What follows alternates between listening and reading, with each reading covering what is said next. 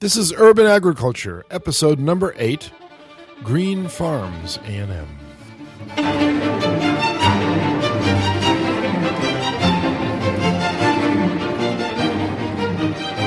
This is Urban Agriculture, episode number 8, recorded on July 22nd, 2014. Hi, everybody. I'm Vincent Racaniello, and with me is Dickson Green Thumb Despommier. Hello, Vincent. You don't have a green thumb, do you? It's growing greener, let's put it this way. It used to be just plain ordinary, but I think since I've become involved in this concept of growing food indoors, You've always liked to grow things, though, right? It's light green right now. It's light green. I love growing things, and I told you we have a balcony on the 8th floor of this condo that we live in, Yep. and we grow stuff. Sure we do. Today is a momentous occasion for urban agriculture. Indeed. We have our first guest. We do. And he is a chief of horticulture at Green Farms A&M. Right. James Cannon. Welcome to Urban Agriculture. Thank you very much. Thanks for having me. I really appreciate it. My pleasure.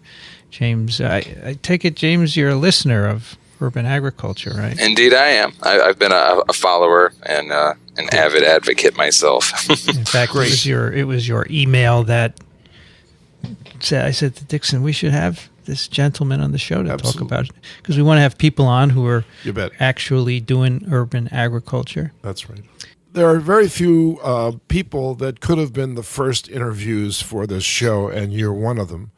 So you are number one. You're a numero uno. Well, that's a little humbling. I'll take that. Thank you. I don't know if you know this, but I went to school at Notre Dame, not too far away from where you are. Oh, get out of town. I did not know that. Yeah, I got my PhD there in 1967. Excellent. So I've been in and out of there. I'm highly familiar with the area. Sure. Great. Yeah, I'm over there quite often. Actually, my daughter lives in that area, so I'm terrific. Always in and out. That's great. You look too young to have kids. Well, I have a 6-year-old going on 7. That's great. And then that's wonderful. My fiance has a 17 and a 13-year-old. So wow, we got the whole spectrum. It sounds like you're going to have a lot to leave to them, also. Well, that's the goal. That's it. They have a lot to work into. Here. Absolutely. So you know the premise of this, right? I do. I believe so. He's a listener, right? That's right. I am an avid listener. That's right. So you're now part of the group. So you know what we want to do. We want to excite people as to what you've done. And we want them to know the details as much as you're willing to tell us. That's not patentable. I presume there's some proprietary knowledge that you want to withhold. But what we want to do is really get a feel for what it's like to own one of these facilities. Because, as you all know, about 5 years ago, there weren't any. Aware. we had some modest attempts. We sure did. You guys are blazing trails that nobody else could have done. Really, I think you've done a wonderful thing. And if you were inspired by what I said in my book, I'm inspired by the fact that you actually took me serious. Because he didn't know you, otherwise he wouldn't have. Because it's a great idea because it's not mine. That's the point. It's 106 students worth of thinking through this thing, and it got out of the classroom, and now it's loose out there, and people are playing with it in their own ways, and we're just so excited to hear about what you're doing. Well, excellent. No, and that was the catalyst. It was. We were talking, and a friend of mine was into natural building, and it was just we played music, musician friend, and he discussed earth ships, and I was like, wow, I said that's pretty interesting. So you could overwinter food in there. I said that'd be great, I said I'd always dabbled with it, and my family would do our starters earlier for the garden, things like that. And I was like, well, why not just grow them to term? I was like, this is a great idea. And then I stumbled upon the study, the actual, from Columbia, and I read through it page after page after page, and I ran to his house. I was like, someone's thinking about it. Somebody's actually, it's not just us. And then I find the book on the shelf a few months later, and it just really started to snowball. So that is the genesis of it. It came from that, finding that study, the city block. Can you feed? Yeah. Oh, you published that, Dickson? Yeah. So I think it may have been leaked. I found a copy. Do you know James Godsoul by any chance? I do not. Okay, you two will have a lot in common when you do finally meet. He works at the plant in Chicago, so he's not too far from you at all. So the job of this show is to network you people all together. We would like to start, James, by having you tell us a little bit about you, where you're from, and what you did before you started a urban ag. Sure, gladly. Well, I currently reside in Indiana, northwest Indiana, Porter County, Lake County, in that area, right outside of Chicago and right in between Michigan. We have this nice little spot up here. And so I grew up in Virginia. Actually, my father's in the military, retired.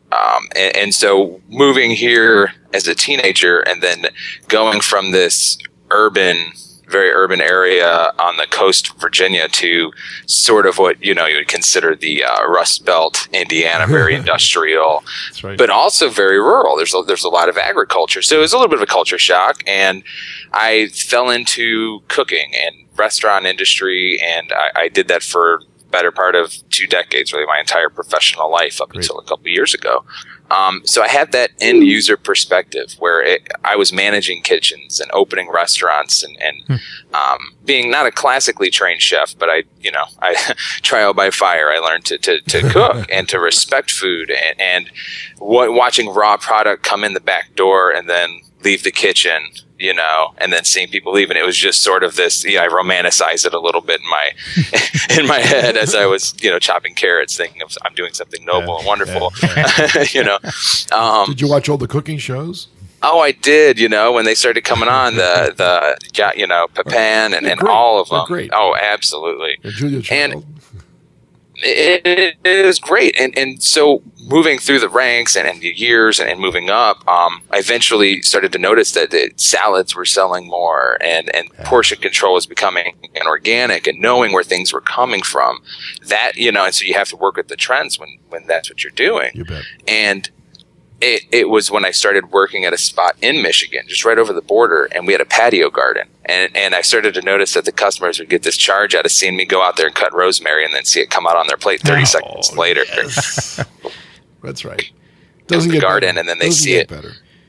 Oh yeah, and for me it was just natural. It's like, well, we used to do this at home. I mean, this was just how we cooked and how we did, and then now to put it into a commercial thing, and then when I would sell a BLT, you'd sell BLTs, no problem. When I had a Michigan tea, I couldn't keep tomatoes in. I could, they were flying out the door.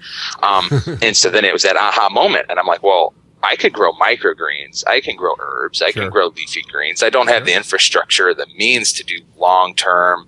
I didn't have the time. I was working. Yeah. But so we started to do a little, countertop garden for the kitchen and just started producing our own. And how they snowball, and then from there it was, let's start this farm, let's see if we can really make a go at this. How about that? We didn't jump all in at first. It took a little time and some hitting the drawing board, so to speak. Sure. But that's how it began. I started off as a restaurant worker, a kitchen chef, manager, and eventually just from that end user perspective, I guess I think that's what really took me all the way. I was like, well, I could produce this because I know what I want. Oh, nice. Yep. And that, Did you run across many other restaurants that grew their own, expendables, microgreens and stuff?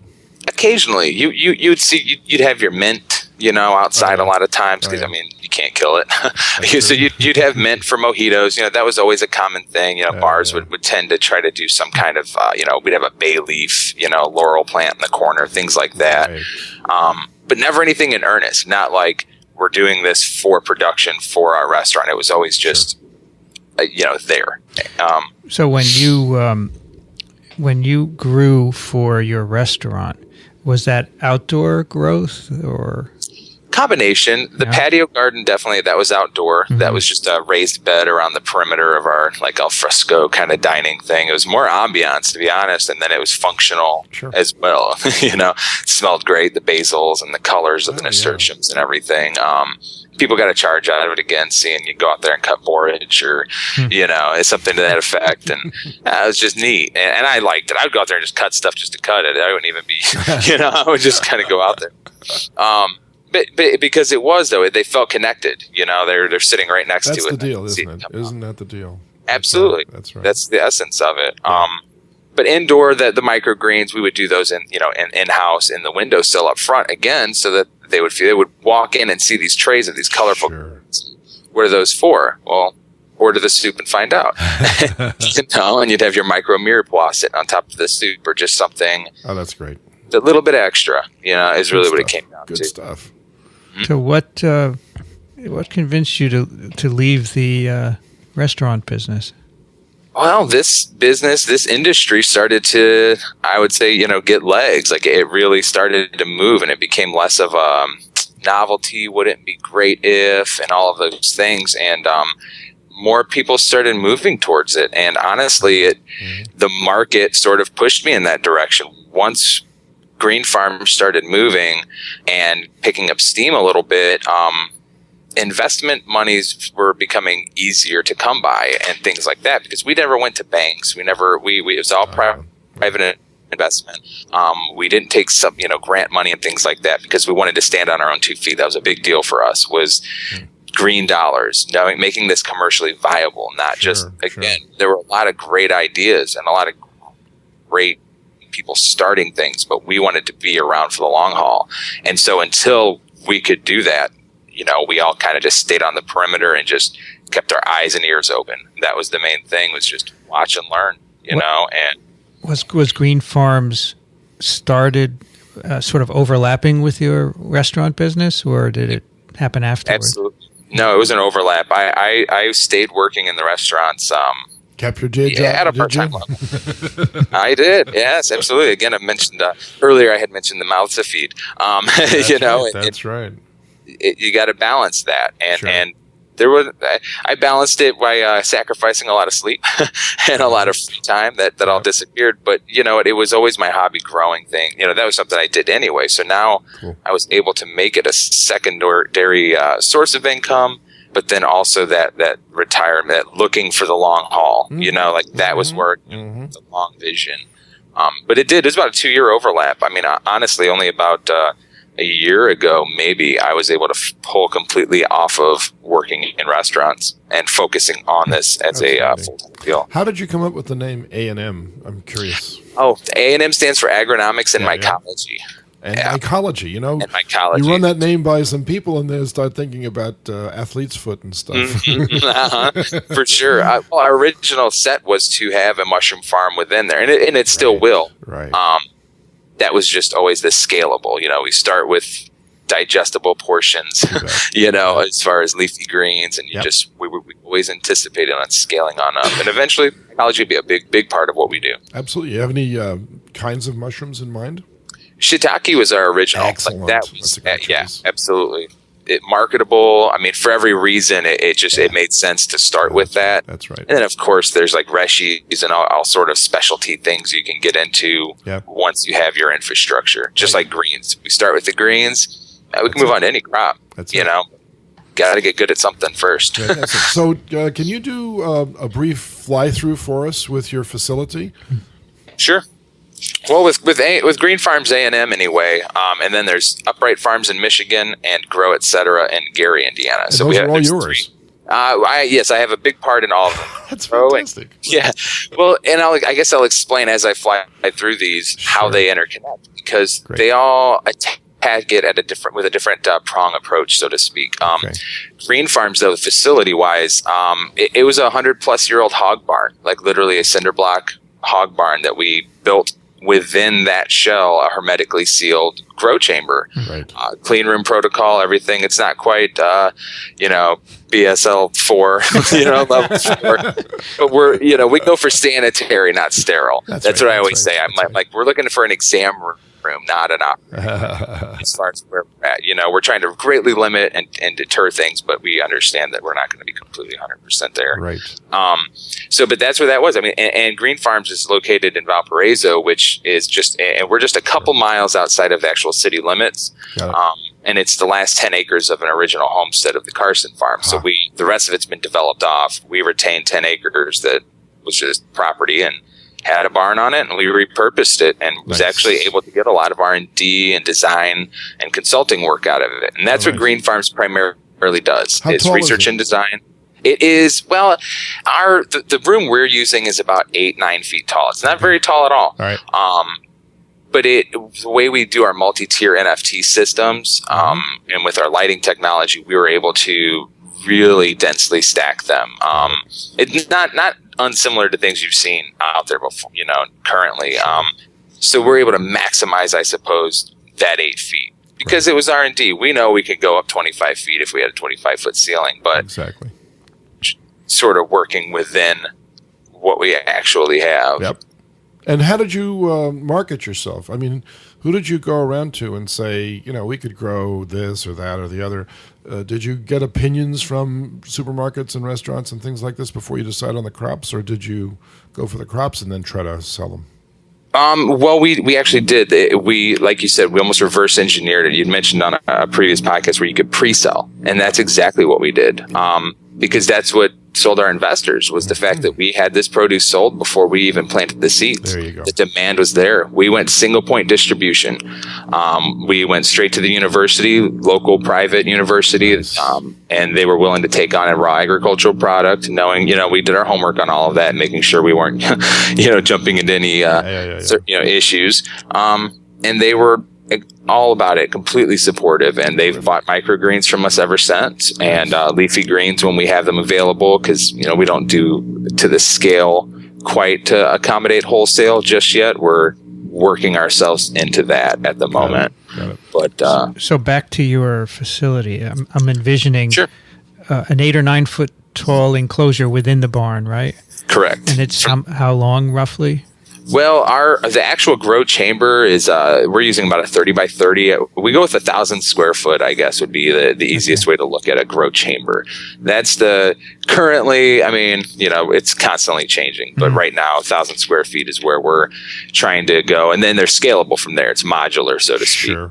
How many square feet you got, we'll work with that. And it's a cubic formula, really. It's not really a square footage. But the barn itself is a 4,000 square foot whole barn, and we just took a quarter of it essentially for our production space, and the rest of it's still from the outside it's a barn. You would know no different. It's a steel roof barn, but on the inside that's where the magic, so to speak, happens. Right. And the lighting system they're using is proprietary? Not necessarily proprietary. What I would say is that they're all out of the box systems. We didn't set out to reinvent the wheel. What we tried to do is take existing technology and put it into practical use. And I think that's sort of sums up what we did with Green Farms, as far as it was connecting the dots. Everybody's out there working hard. There's no need to try to, like you said, now, moving forward, there is some proprietary material there where we could have something engineered when we're ready to patent something. Sure. But for now, we use T5 high output fluorescent, linear fixtures, the 4-foot deals, and then we use a combination of that with LED, some of the newer ones that are coming out, the slimline. Replacement fixtures. Philips GE, you guys were talking about recently, the Philips lighting. We're not using the Philips lighting, but we're using a very similar product. Got it. To test this lighting scheme.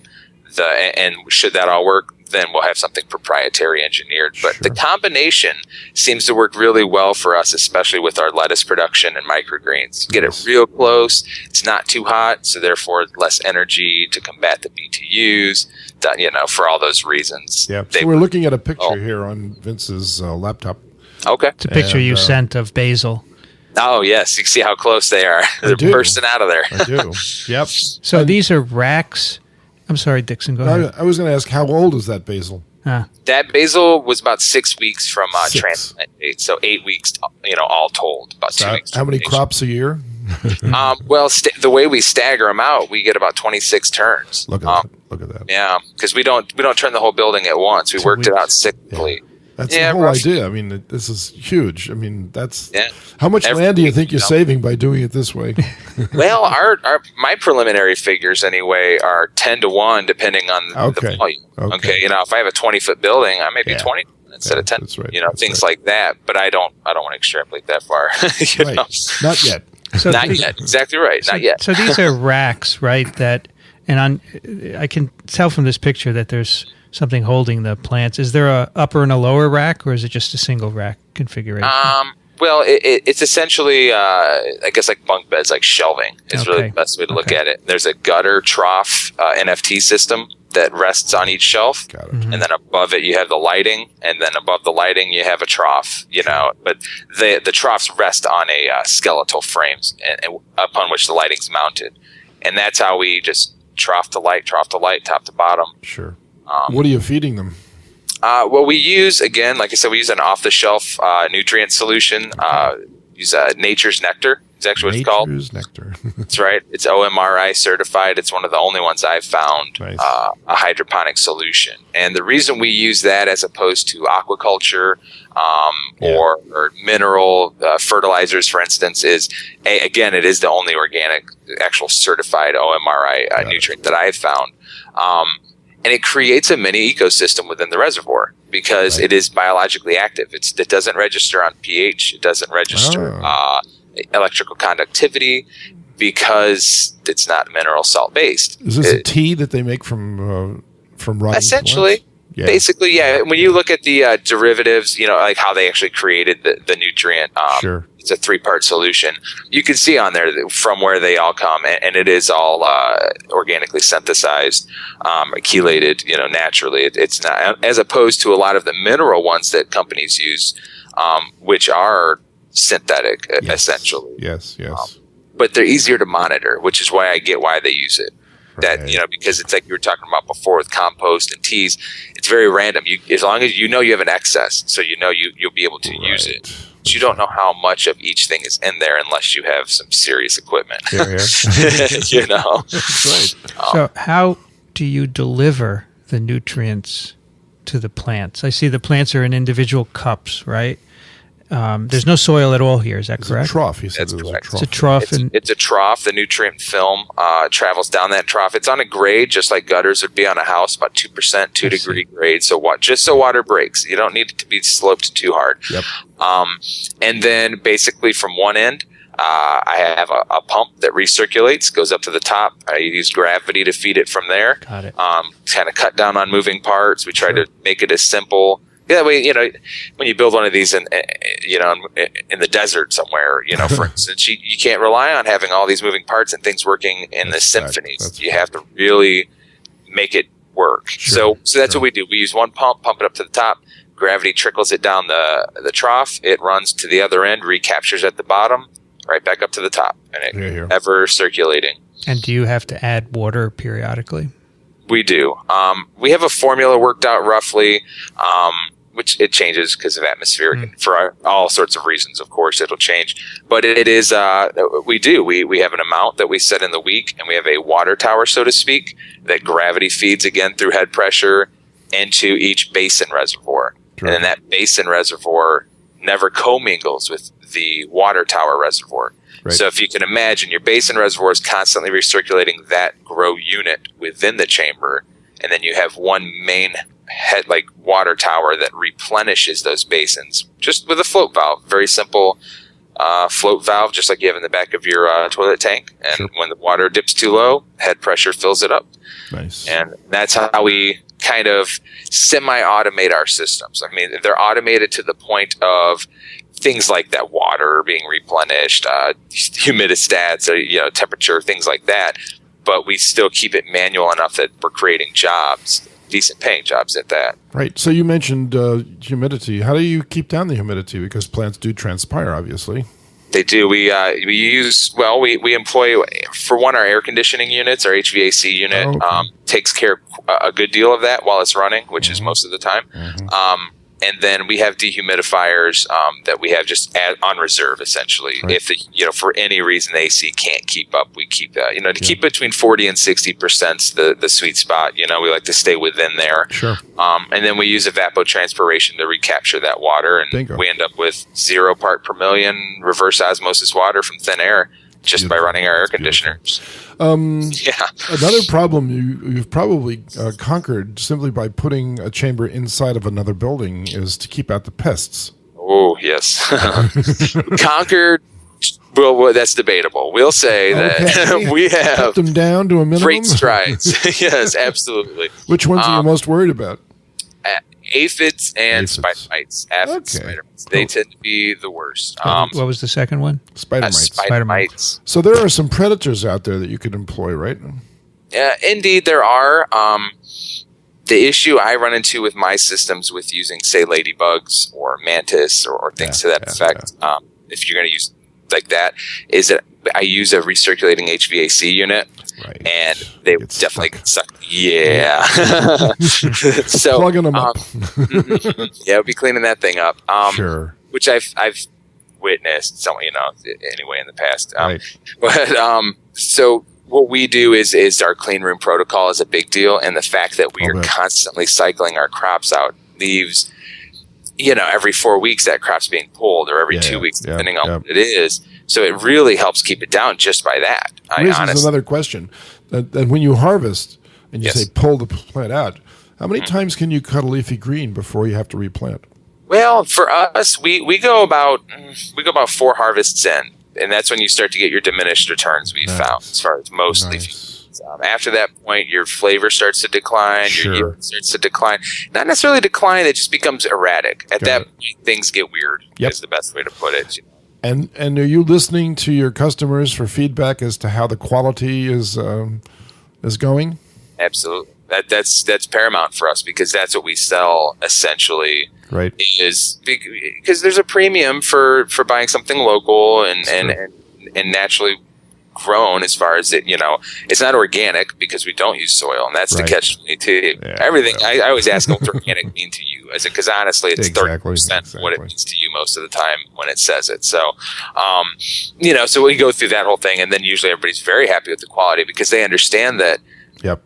They'll use this morning, for instance, 9 o'clock. I harvested sunflower shoots from my personal garden. I drove them to the cafe up the road, and they had them by 9:30, and they brought their customers' plates 5 minutes later. That's amazing.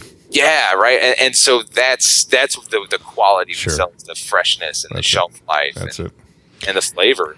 So you still cook, I bet, don't you? Oh, yes, I do. All the time at home. I have a modest garden that I... Yeah. So can I ask you about the entry protocol? Sure. What do you have to do to get into this growing area?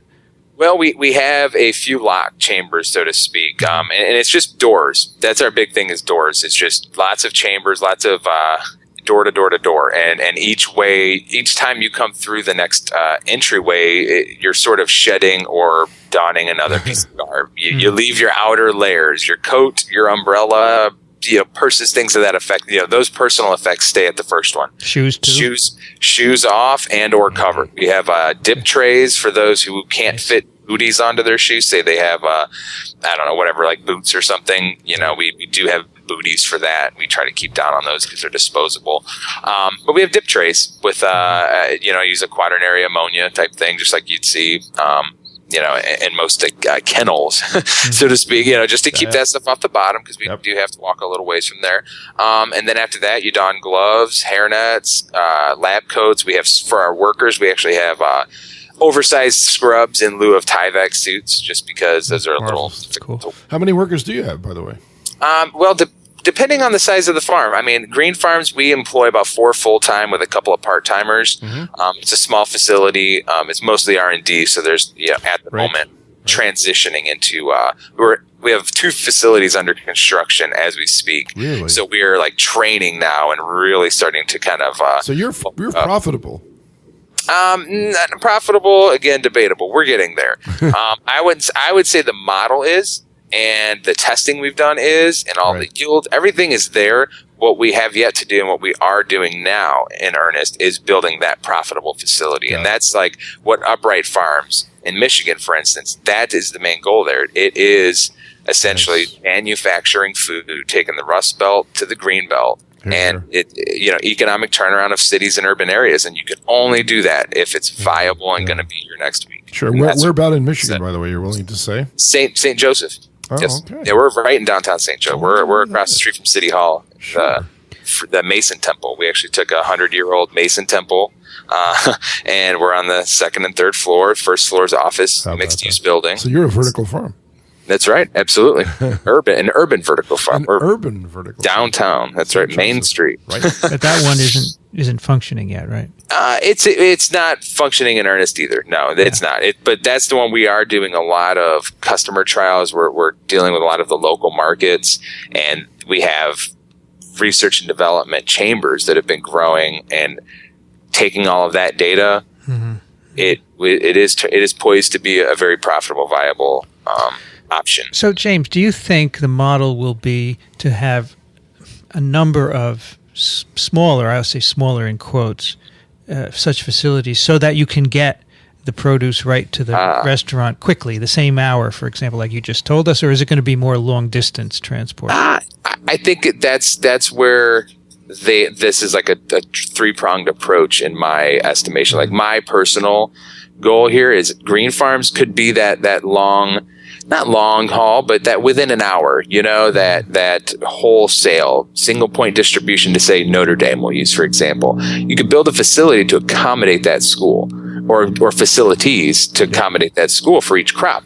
And now that's what, that single point distribution, instead of sending it to the terminal market or sending it to another wholesaler. No, we are the wholesaler. We grow what you want when you want it. And that's GreenFarms. Now, Upright Farms was more like what you were talking about, Vincent, where it's a more of a local, community-oriented walking distance model, almost bicycle delivery if you wanted to go that far. Sure.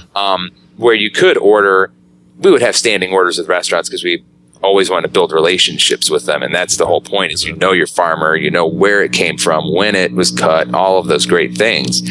And then the third, I think, is Grow Etc., which is another project that's very new that I'm working on in Gary, Indiana, which is it'll employ that triple bottom line sustainable approach where it is in the neighborhood laser focused on redevelopment, taking a house and taking the basement of it and turning it into a micro farm that now has created a job, a home, and tax revenue for that block, which can now revitalize that block. I mean, I'm talking 12 houses block, and that, so you have this three-way. You have the macro, which would be GreenFarms, which is just the new way, not the new way, but a new way of growing. Like, I say 20, 30%, if we could start to produce that much a different way than we have been within cities, within, local, that GreenFarms is poised to be able to do that. While Upright Farms is the local model that can, on a community level, be the cornerstone of a community, not so much a neighborhood. They're a little bit different, Right. And then Grow is that neighborhood level. Right. Where, and so I see that sort of being, you have to attack it all at once. Sure. Is there a place for a green market in all this? Yes, there is. I actually have a partner business that just opened as well. A good friend of mine. It's called Local Organic Affordable Foods, and she is a local. It's a brick and mortar farmers market. That's the best way to think about it. Nice. Eve, she goes around and she forages and she comes up with just some of the stuff. Local meats, charcuterie, cheeses, along with fresh greens from all local farmers. Sure. And so she's dealing with a lot of the local conventional, traditional type gardeners, market gardeners right now. So I'm not pushing my produce on her because that's that cooperation we're trying to create. Sure. We're not trying to step on toes. She's going to come looking for you in the winter. You got it. And I'll be happy. And I'll be right there. That's right. And that's the thing, and in the winter that's where we're trying to kind of, there's enough to go around. Absolutely. It's cooperative competition, it's that other side of capitalism that we're really pushing. Yep. So every town, every little and big town, anywhere can have these, right? And it will be sustainable because you'll serve the immediate area. Because they want it. Scalable. That's the beauty of it. So we don't have to have our lettuce from California or wherever it comes from. It won't be coming from there anymore anyway. They just ran dry. Yeah, they're on their way, are they not? I'm sorry to say that, but they are. Yeah, so, James, what... I have pictures of you near lettuce, I think, but what are you making in GreenFarms? Yes, our products. So basically, we grow leafy greens, fine herbs, microgreens, and wheatgrass. Those are our four main categories. Okay. Leafy greens, we try to kind of, now granted, we could grow pretty much any leafy green you could think of. Right. but that doesn't mean we do. We have to narrow it down, to some degree, but we always leave the option open. Hey, if a chef comes to me and says, I want some Tokyo Bacana in 6 weeks, I have this thing coming up and that's what we do. Sure thing. I'll start the seeds. You need 6 to 8 week lead time for custom orders. And I have no problem filling those orders within reason. We're small enough now to where we can do that. Sure. And then, and then moving forward, there's no, you could still do that. That's what we always wanted to leave that option open, because having been on that end where I've been looking for a specific green or a specific something, and you just can't find it. That's right. Or you get a skip day or whatever it is. Hey. Having that relationship, hey, I get my mesclun, my standard salad mix from Green Farms A&M or from Upright Farms or from Grow. I get it from them all the time, but I need something. I need red vein spinach in it for this, whatever.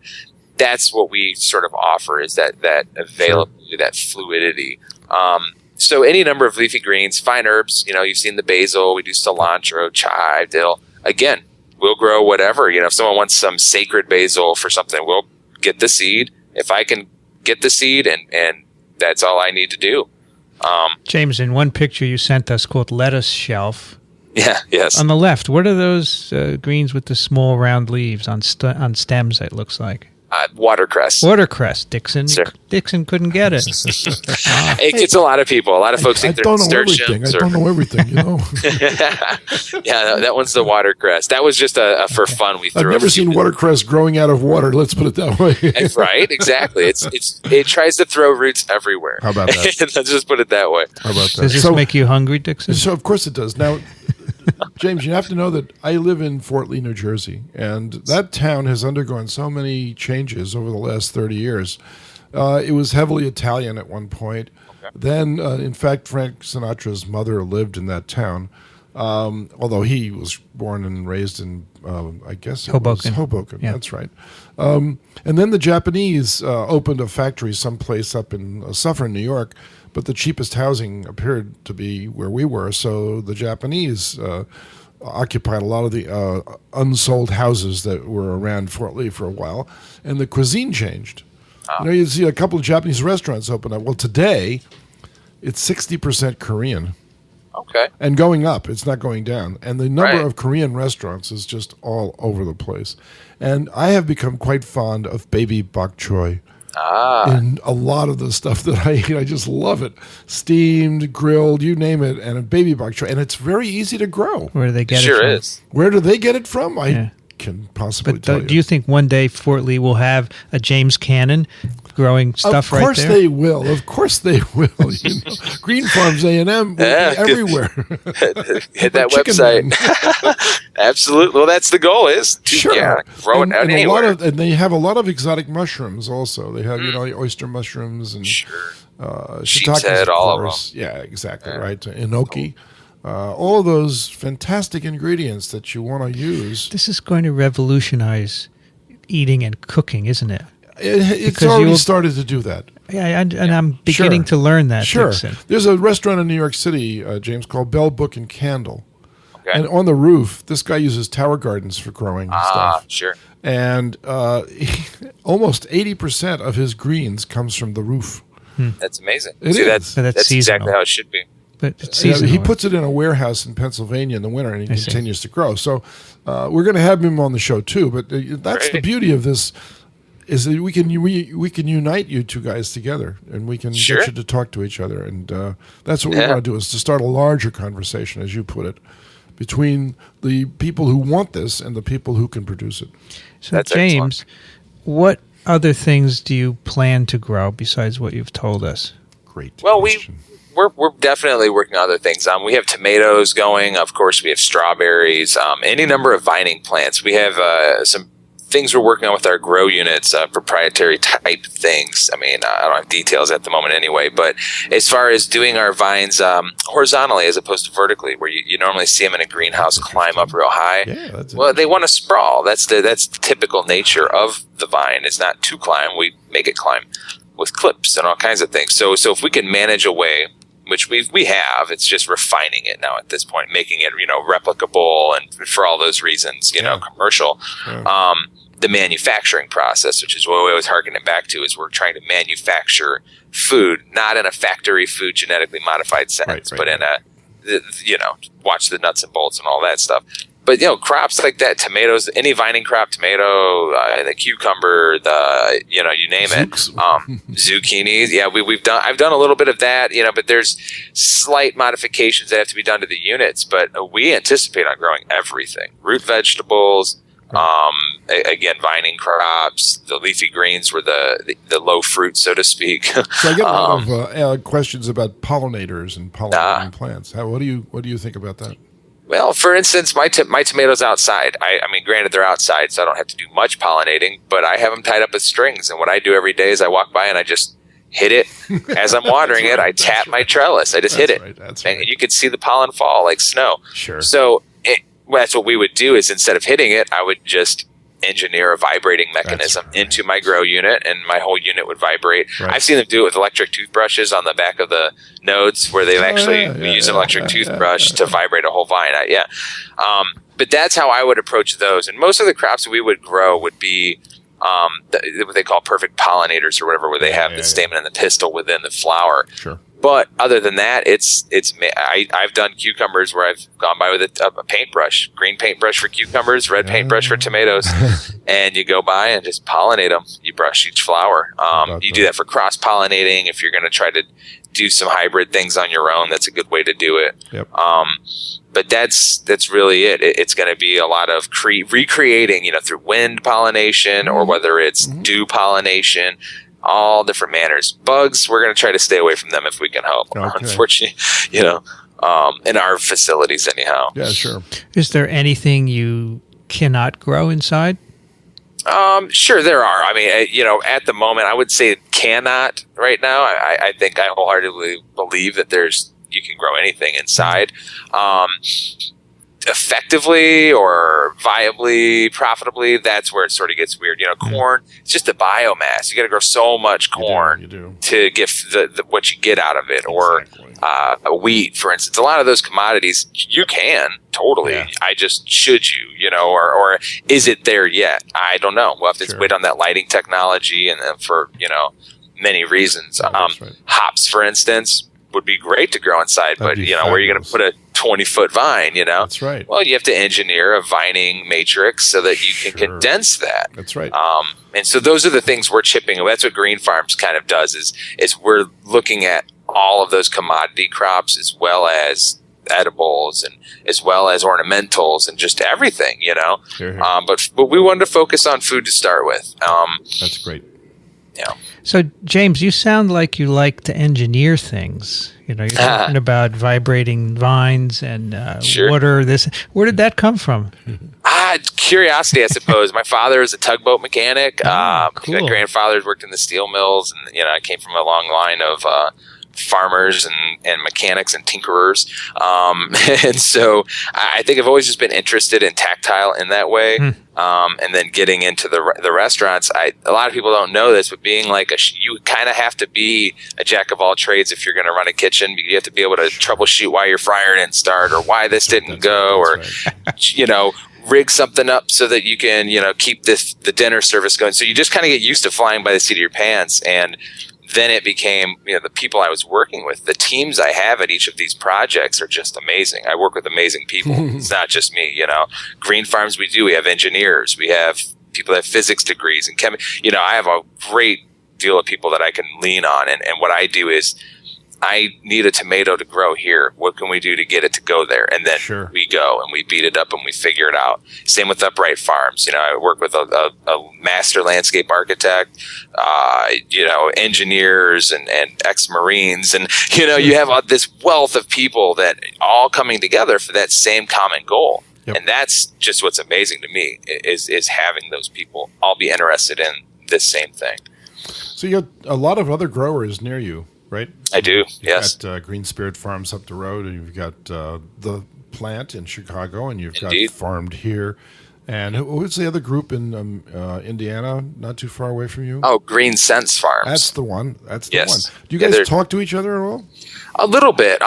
We've definitely mingled. We go to, like, say, Greentown events, and we do we go to a lot of the same forums, and so we do come in contact a lot. A lot of it's, there's still some that proprietary thing where people are guarded, and that's fine. That's right. We actually have, within reason, every intention to be open source, and I think that kind of throws some people off. Why give it away? Well, the point is, a lot of people still don't want to go through the trouble of doing it. So for me, it's like, if somebody wants to do this in their home, far be it for me to hold that information hostage. I'd be gladly to speak freely and teach people. Now, commercially, of course, trying to be for profit so that we can be here next week to continue to do these things.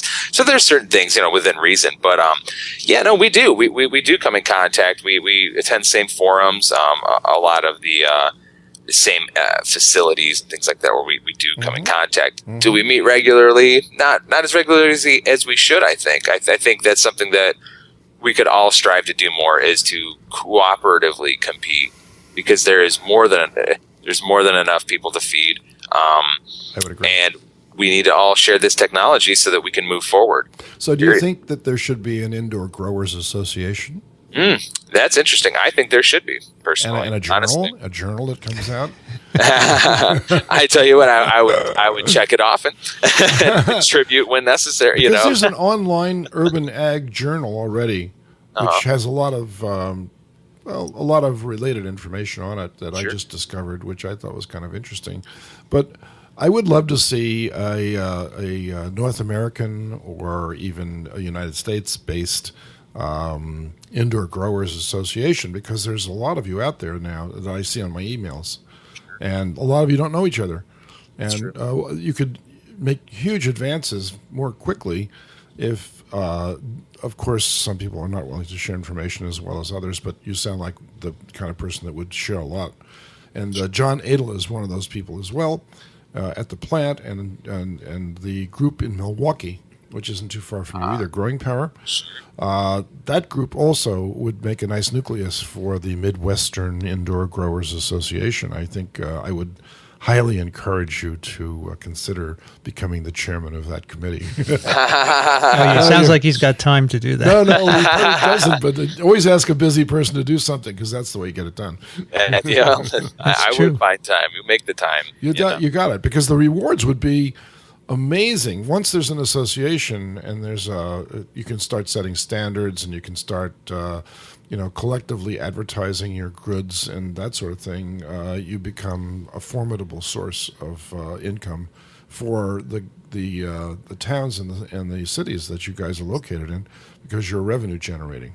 That's the goal. You said it right there. Revenue generating. And jobs, lots of jobs. Like Green Spirit Farms just made huge headlines in Scranton, Pennsylvania, as I'm sure you're aware. They hired 100 people.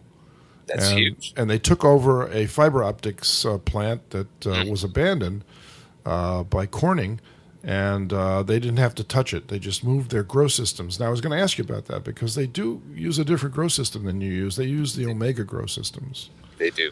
And I'm curious, I'm probably going to have to ask them this question, but did they rent them at first, or did they get them donated by the company that wanted to be the first commercial farm to use them? Or because they're expensive. If you look up the price of these things, they're like $2,500 a piece, and they've got like 100 of them in one of these places. It just seems like it's a big investment, but they did get a large capital investment as well. So maybe we should ask you about your other two facilities then, and what your hopes are for them. Okay, sure. Well, as far as with Upright Farms up in St. Joe, Michigan, again, we're starting with a couple of grow. We call them closets right now. That's our vernacular. It's just because they are very small R&D rooms. What we're doing is, though, we're practicing the distribution model on a small scale, so that when we quantify it, we believe we will have had a lot of, we'll have addressed many of those issues along the way. Right. But we're scaling into 2 to 4 full-on grow chambers, which is roughly 2,000 pounds of fresh leafy greens per month. Wow. We go with a 1 to 1 to 1 is what I came up with, which is a pound of greens per square foot per month out of our system. Outstanding. That's the goal. That's the running model right now is what we've been able to pull out of there. And so, for the next few years, we anticipate with Upright to go from St. Joseph up into a few of the enterprise zones that are surrounding us there in Michigan. There's a lot of blighted areas. There's a lot of opportunity is what it is. There's a lot of opportunity in the area. So I see that moving into Michigan further, and then we have some opportunity in Illinois in the suburbs and a few of the areas over there as well. Right. Just working with that particular group of folks. So I see that moving along, pretty well, and it's really picking up steam these last month or two. We've been really making strides. And then GROW, actually, it's an acronym, Gathering Resources for Opportunity and Wellness, etc. is the final. So the etc. is what we're doing is it's more of a forum or a group where we're bringing together kind of what you were discussing, the indoor growers. We're trying to bring together all of these opportunities. When you mentioned Growing Power, I've recently met a fellow who is certified through them, works at the Veterans Association Administration in Chicago. And so I'm building them a grow unit for microgreens to go in their administration building. They use it for holistic healing meditation for PTSD. So I'm donating that through, from GROW. Fantastic. And they would love to see a full-on facility for their food pantry in Halstead. Sure. So we're hoping that through here, making these little connections all along the way, through all of these processes, essentially, that, like you're saying earlier, we sort of connect these dots and get everybody on board and fill the niche, Right. Whether it's going to be laser-focused niche items or this broad spectrum, this is just how we have to produce food now. Wherever it lands, I believe one of these 3 projects, or all 3 of these projects, and this isn't an end, this is just where we're at now. Sure. I think these will be able to accommodate or encompass on some level all of those without stepping on each other's toes or anybody else's toes. I agree. And I always thought it was a good idea if you had systems such as the one you've just described inside of a prison. I believe so too. Recidivism rates should go way down. They should. And tell you that. And they'll have employment as soon as they get out, and that they are attracted to this to begin with, right? Everybody is. It's amazing. It doesn't matter what your background is. You just really love watching this stuff grow. That's why I focused on Gary, Indiana with Grow, etc. Was nice. That exact reason was, I look at 5 years, I say, if I could see literacy rates go up a little tick, if I can see unemployment go down a couple ticks, just modest things, and that would be enough for me to say, okay, we're on the right track. Wow. 4 years from now, these kids coming out of the freshman high school program, if we can get that graduation rate up a little bit, and then they have a job to come right out of high school into this job, or Ivy Tech at one of our local, universities. If we can get a program moving from them, like you had mentioned in Nottingham, having a grow facility that they can teach, make it a conjunction with the culinary arts program. Here. I'm so glad you mentioned that because there's an academy over in Bergen County called the Bergen Academies. Sure. And it's a high school, basically, but it's high-tech high school. It's highly selected students. These kids are all going to go on to become, owners of who knows what. Sure. And they're all gifted and talented to begin with. And there is a culinary school there. And someone donated a large sum of money for a greenhouse. And they said, why would we make a greenhouse when we can make a vertical farm? So I'm involved in that project right now, and so I'll let you know what happens over here. But I think this thing can be cloned all over the place. I think the concept is so prescient. I love the word prescient. Very nice. Almost going to happen, and you can taste it. And in this case, you can taste it. That's true. We can't thank you enough for being one of the pioneers of this, because if you're first, you own your mistakes, and you can build on that. That's true. We wouldn't call those mistakes in the lab. We would just call those trials. I was going to say, right. That's academia, right? That's right. Yeah, that is academia. But in the real world, you don't share those mistakes with anybody else. You want them to make their own mistakes, and you can make yours. And you end up with something that's quite viable and quite vibrant. And this country really needs an input from something like that. And so I can't I'm not going to thank you for this because I didn't know you enough to say that to begin with. I'm inspired by the fact that something that my class put together as a think piece has resulted in something real. And you're as real as it gets. I can tell you right now, you're as real as it gets. Well, I appreciate that. I'm humbled by that. And likewise, I'm sure, because, again, without people bringing it to the forefront, I wouldn't have never, we would have never had that confidence to jump in and do it without having seen this industry. It's a new industry is what it is, and it's taking hold. We don't make things very much in this country anymore. We could at least make our food. I'm so glad that you didn't know my background when you decided to do it. Yeah. You might have thought twice about that one. Wow, that's great. We can at least make our food. I like that. We can do that. And we can eat it. We can not Absolutely. Make it, No, we don't have a problem eating. No, we have not too much. James, I have an email here that maybe you can help us with. Is that okay with you, Dickson? Absolutely. This is from Jake, who writes, "Thanks, guys, for starting this podcast. I know you are only 3 podcasts in." Well, it's an old email, but I love the content you are already beginning to share. I'm very interested in all things agriculture. In fact, I'm working on an urban farming grassroots project in Shanghai, China. I have a few questions for you. What are the most practical urban farming methods you have found? That's a pretty broad question, isn't it? Very broad. It is. Well, in terms of water conservation and conservation of natural resources in general, for me, nutrient film technology, NFT, has been hands down the best, because you capture everything that goes down and just continuously recirculates. You can do single tier so that you don't need artificial lighting if energy usage is really that, much of an issue. Right. Or you can use the newer technology LEDs and get them real close together. In my estimation. Okay. Anything to add, Dickson? No, I think that this thing improves so rapidly now because of the interest level, particularly from manufacturers of growing systems, like Omega, for instance. But there are plenty of others too. AeroFarms is another giant in this field.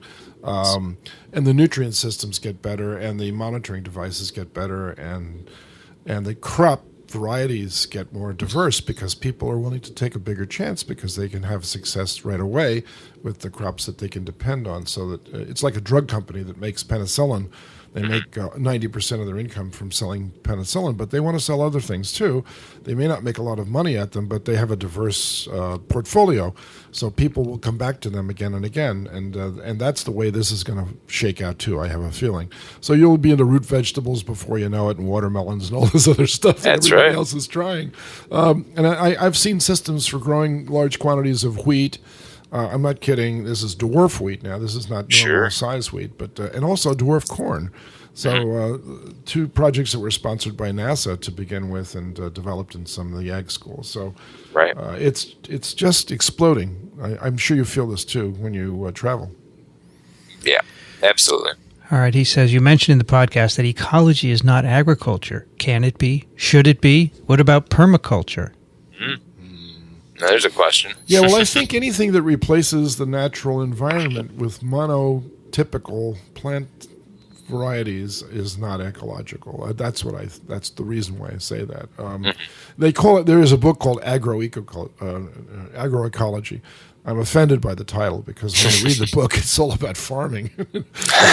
What used to be there were hardwood forests. It's just the same is true for Valparaiso, by the way. That whole area was just beech, maple, climax forest, and we replaced it with our farmland. And I think we need to let a lot of that grow back to start giving back to us the benefits of natural systems. And I think this is the way to do it. So that's exactly my answer there. I don't know what you think about that, James, but that's No, I think you're right on point. I mean, there is a certain ecology to it, but like you said, once you strip it down to monoculture, by definition, you've essentially taken that away. Plus, you harvest every year. That's right. It just doesn't occur in ecological settings. And the diversity is 0 in a farm.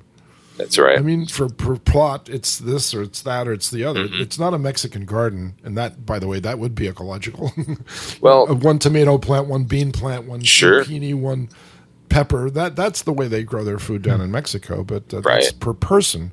you couldn't commercialize that for a harvestable situation, I don't think. No, not that off. We do that with some of our greens, but we do that just actually for ease of harvest. We just harvest it and it's already aggregated. Essentially, we don't have to go back and mix the romaine with the red oak with we just alternate seeds and we're fine with that for what we do. Yeah. All right, his next question. GMOs, people talk about if they are good for you or not good for, but what about the nutrient density? Isn't organic food much more nutrient dense than GMO food? That's, again, debatable. Exactly. I haven't seen much hard data on that. There isn't any. Exactly. So I think that when people use the word genetically modified, it's always in a negative context. And it's not fair to the super rice people, for instance, at the International Rice Institute in the Philippines that developed a strain of rice in the laboratory to contain more nutrients because rice contains not as many amino acids as we actually need. So they actually engineered the plant to contain several more to make it more nutritious. And if you talk about that as nutritional density, then I think that particular strain of rice is a better plant than it was before we got our hands on it. On the other hand, when you look at what Monsanto and other companies are doing to protect crops from damage from uses of higher levels of herbicides, because the weeds have become resistant to the lower levels, and now they're at the same level as corn. So now you need corn to go to a next level up so that the plants can still be killed. I'm a little worried about that because the corn plants can take up huge amounts of herbicide and not get killed. That's so true. What is the effect of ingesting all of that? And I don't have an answer, and I don't think anybody's done those studies either. So that's where I would make the distinction. I would agree with that completely. That does. Yeah, I just had this conversation 2 days ago with my 6-year-old. We drove by a field and the grass is dead and the corn's screaming green and the soybeans are green. And I asked her, I said, "Do you see the problem with that?" And she's like, "I don't get it." I'm like, "If that grass died, why didn't that?"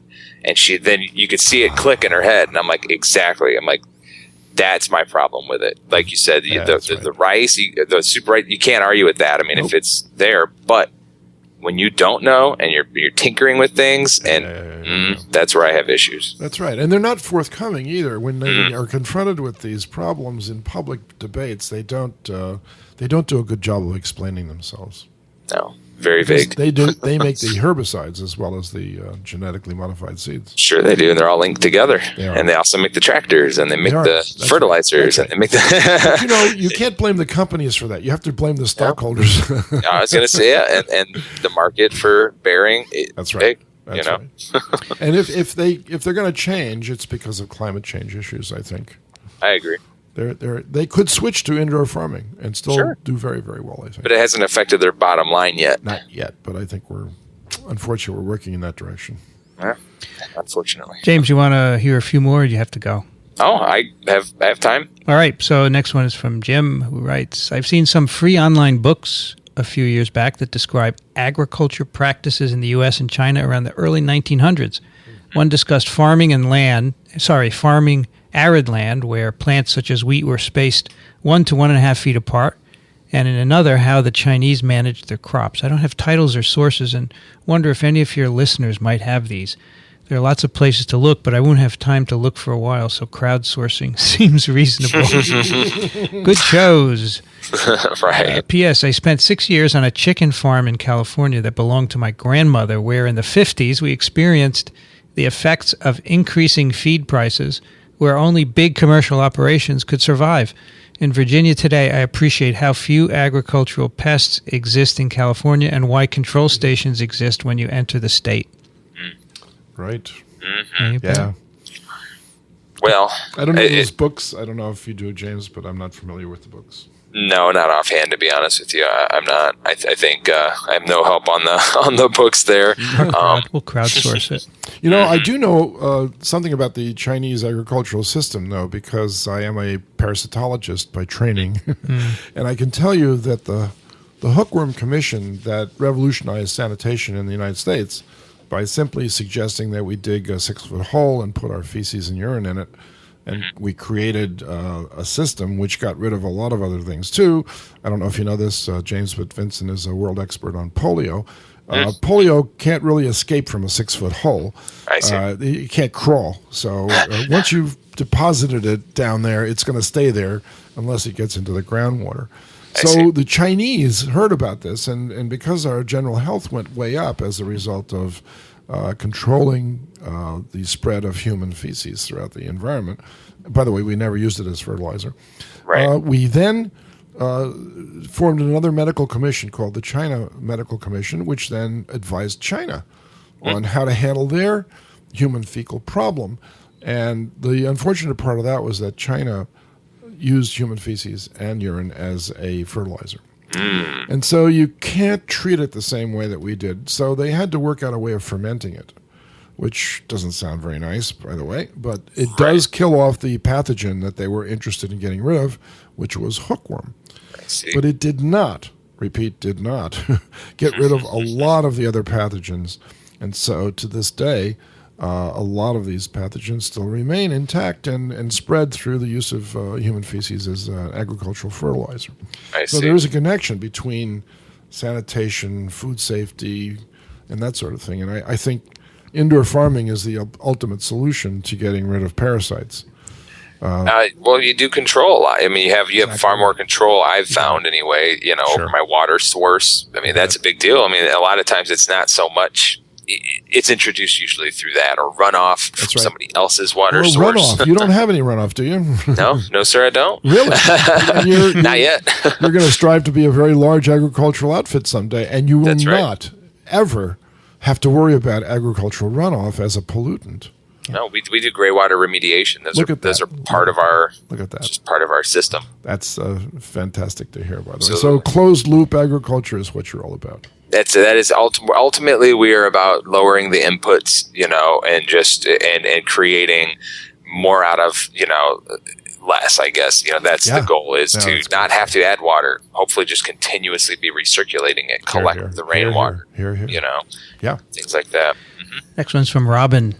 He writes, lice are insects. True. Ticks are arthropods. True. So are lice. True. Ticks are also arachnids. Indeed. Lice are not. This is right. Talking to the mic, Dickson. All right. I'm just agreeing. I don't have to talk. This is all about you. Quote, we don't have any mosquitoes in this country that carry malaria, unquote. True, they don't carry malaria, but they can. That is absolutely right. IPCC report, everything was thrown into the mix. Arctic ice was not mentioned in the executive summary. Arctic ice. It's the climate report, right? Yes. The Arctic ice is less of a problem only because it's salt water. So if it melts, the ocean levels will not rise 1 inch. But what will happen is that the reflective surface of ice, which is white, will be exchanged for a darker color, which absorbs heat and speeds up the melting process even more. So they should have mentioned it. A lot of methane will be released. And a lot of methane will be released. Exactly right. Jim writes, great links in number 3. Thanks. Sent the drought ones to my sister in Tucson. 0.3 gallons for just 1 grape. Also sent that link to my son who imports wine. Did you know that each almond takes 1.6 gallons of water? For one almond? A single almond. It's crazy. Is that crazy? It is nuts. I was looking at the leafy green one. That was not a pun, but that was nuts. That's nuts. I don't consider almonds one of our 4 main food groups either, but I do know that the almond farming in California flood irrigates, and that's how they get that much water to the plants. Robin writes, trees ain't a renewable resource anymore, and he sends a link to a blog post that you'll need to read, Dickson, because you said they were renewable. Wait a minute. Where does it say that? You have to read this blog post, Dickson. I will read the blog post. Okay, that's why he sent it to you. Should you all want to have an overview about climate change, here it is, and he sends a link to a post at guymcpherson.com, climate change summary and update. And you said, Dickson, the population problem will correct itself. He sends a link to another website that deals with that, and another bit of more about population, another link. And finally, what is the ERO-EI of the various modalities of urban agriculture? Do you know what that means, Dickson, ERO-EI? I don't have a clue. No clue. You don't? No, I was trying to decipher that myself. No clue. Anyway, it's an article here by Dale Allen Pfeiffer called Eating Fossil Fuels. And so we will put it up for everyone to read there. I think ROI is the return on investment or something like that, but energy investment. Maybe that's what it is. All right, the next one's from Joshua. This will give you a little more meat, Dickson. Hello, doctors. I discovered the Twix podcast while working as a lab tech in the Chicago area. I've since moved to Stillwater, Oklahoma to work on my MS in natural resources, ecology, and management at Oklahoma State University. Your podcasts have kept me company for many long hours in the field and while driving across Oklahoma's very diverse landscapes. I was especially excited to be on the cutting edge of urban agriculture, as I am a late arriver to the other Twix podcasts. There are hundreds of new insights and ideas that have come to me through your show. Thank you for your generosity. Of course, I write to you not regarding all of the great new ideas you've shared, but the few items with which I take exception. Please accept my gripes as friendly and not at all contentious. Oh, we would never do that. First, Kandinsky, as far as I can tell, was not in the U.S. for any length of time, especially during the Depression. He moved from Germany to Paris in 1933, where he lived for the rest of his life. My parents loved Kandinsky, so I had to verify this piece of information for myself. I stand corrected. Okay. Sure. 2, as a newly minted Okie, I would like to assert that both boomers and Sooners were technically outlaws, each breaking the law in their own unique way, and neither had legitimate land rights according to the U.S. government. The University of Oklahoma, our state rivals, chant Boomer Sooner as a fighting motto at their athletic games. Next, I would also like to contradict Dickson when he said that riparian lands were not typically protected. Speaking with Brazilian students here, they've told me that Brazilian farmers are not allowed within 100 meters of a river. That's very enlightened. Certainly, the Lake County Forest Preserves have done an exemplary job of protecting the Des Plaines River just north of Chicago by creating preserves along the entire river throughout the county. Finally, riparian buffer strips are typically BMP, and conservation reserve programs are very common state-sponsored methods of encouraging riparian health, e.g. the Illinois Scenic River Commission. We humans seem to be learning, if slowly. I thoroughly enjoy your conversations. They are simultaneously friendly, informative, and engaging. Thank you for allowing me to participate in these conversations via email. I hope to hear any thoughts or responses that you may have. Again, thank you so much for your time and efforts. They do not go unappreciated. Looking forward to many more Twix episodes in the future. No, these are all friendly comments, and the only comment I can make in return for the riparian ways that are not respected by farmers is that every time I fly, you can see, especially in the summertime, exactly where the green is and where the rivers are, and you can tell the difference between forests and farmed land easily. And for the most part, not for everything, of course, but for the most part, throughout the Mississippi River drainage basin, the land goes right down to the river in many cases, and that's a big problem because obviously the trees are the sponge that holds the soil in place and the water in place to keep it from eroding. That's an interesting you should say that, Dix, because the next email from Robin says urban ag in New York, sea level rise, and he cites an article in the Arctic News, the growing threat of catastrophic storm surge in the next 30 years. Here in New York, that would be a big problem for any urban agriculture. Huge. Well, yes, it depends on where it's located, of course. Yes. Well, anywhere on the island of Manhattan is going to be a problem, although if it's high up. That's the point. Yeah, but then the power will go. And I know. The lights will go out, the water circulation. Yeah. It's a problem. It did happen during Storm Sandy, Hurricane Sandy also. Next one's from Eric. Hello, Dickson and Vincent. I'm thrilled to have a new podcast to listen to, especially one on such an interesting topic. I'd like to comment on something Dickson said in episode 4. He said that he's worried that people will think he's being self-serving when talking about vertical farms. I don't think it's self-serving. I think that talking about it as much as possible is a service to the listener and to the future of the idea. I would even go so far as to ask you to do many, many episodes on that topic. I have a couple of requests for future episodes. I think it would be neat if at some point you take a tour of an established vertical farm and make a video in the style of threading the needle. Also, I'd love to see an episode with a guest who plans eco-friendly building for a living. They might have interesting input on the subject of vertical farms. Anyways, I wish you all the best of luck with this podcast. It's going to be a good one. Well, thank you for the comments. Yeah, we could do a documentary and eco-friendly building. You know people who do that, Dickson. Of course. The one that I know best right now from the literature is that Persona O2 building in Tokyo. I don't know if James is familiar with that one, but it's 9 stories tall, and there are crops grown on every floor, but it's actually a human resource building that people show up to work in their suits.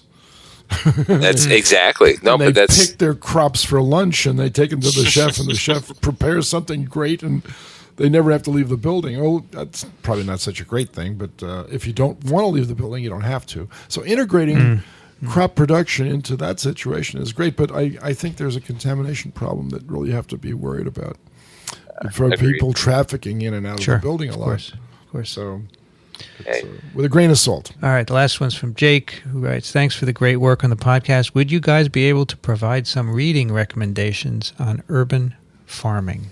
Well, the e-magazine that I just mentioned. Which was that? Urban Agriculture, and I want it to be a post. It's called Urban Agriculture. That's the name of the journal. And it's sort of a monthly or bi-monthly update of what's happening, and it's free. It's produced out of Texas, and did you get it? No, I haven't found it. I'll find it because I emailed you the URL. Oh, you did? Yeah. Oh, then I'll have it. No problem there. Yeah, we'll put it up. All right. Anything else? Vertical farm? Just keep listening. There's a slew of new books about, Food City and lots of other takes on... It's the one you mentioned before, agroecology. You don't like that? No, that's a horrible book. That's an old book. That's good. I don't know who produced that book, but it was just the word ecology and agriculture used in the same sentence is probably not a good idea. I'm very sensitive to that because Apparently. I think one of the best reasons for doing this is to allow the earth to heal itself. That's right.